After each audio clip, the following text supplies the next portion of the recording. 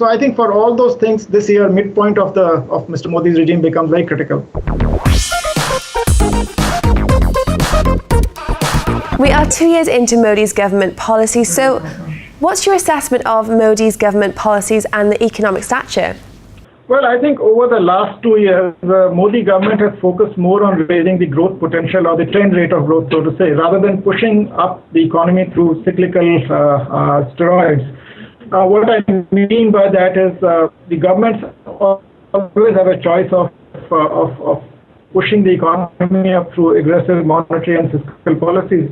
They can also do structural reforms which take time to have an impact on the economy, but are good for the long-term potential of the economy. The steps taken by the Modi government are towards raising the potential. And the quality of growth, therefore, whatever gradual improvement we are seeing is much better than it was in the past, for three reasons. One, I think the growth is not supported by monetary and fiscal steroids, as it is in many countries across the world. Second, the government has also not focused on excessive credit creation, or even the credit creation, unlike China, is very moderate in India, and I think so the leverage is not rising, so to say.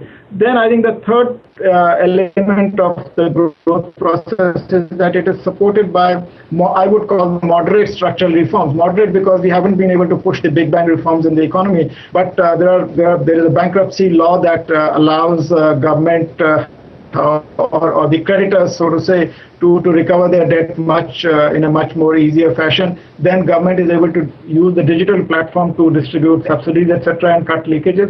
And it has also taken a number of steps which improve the ease of doing business in the economy. So I think if you put all these things together and put India in the global context, I think India is doing reasonably well. And now looking ahead to the fiscal year of 2016 to 2017, what are the main growth drivers that you are expecting to see, and what challenges lie ahead?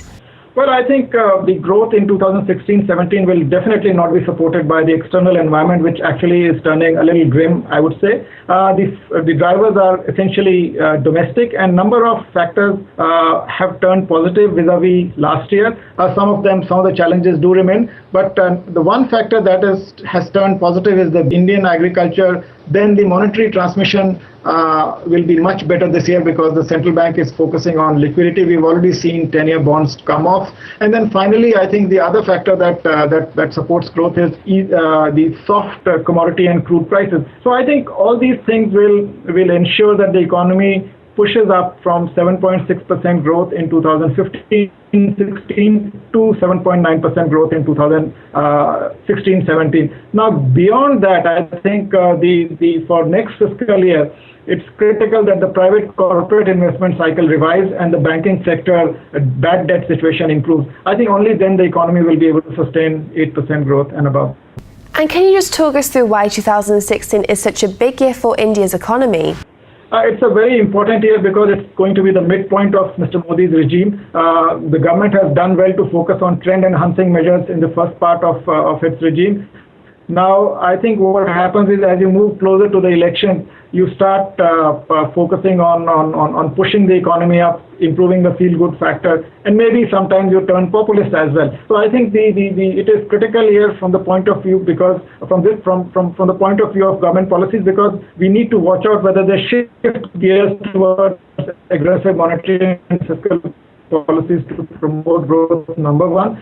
Second, I think they have initiated a number of cleaning up processes, like in the power sector, in the banking. I think that's only work half done, and I think the momentum on those things should improve this year. Only then I think one can be sure of sustainability of the cleaning up process that they have started. And also I think the bankruptcy code, etc., which government has it has been enshrined into the constitution now, but I think it has to be implemented. So I think for all those things this year, midpoint of Mr. Modi's regime becomes very critical.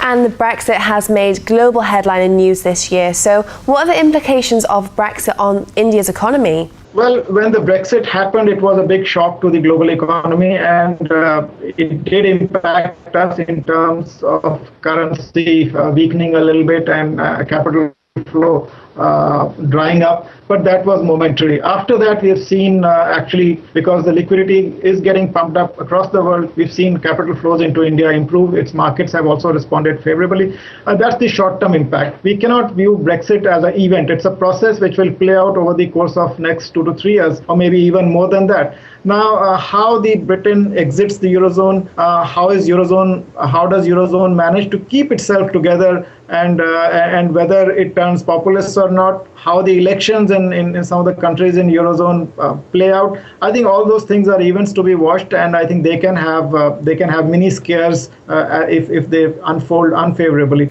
Well, thank you so much for telling us what to look out for. Thank you. Well, that's all from us here in the Geneva studios, but if you did like this interview, do like and comment on dukascopy.tv.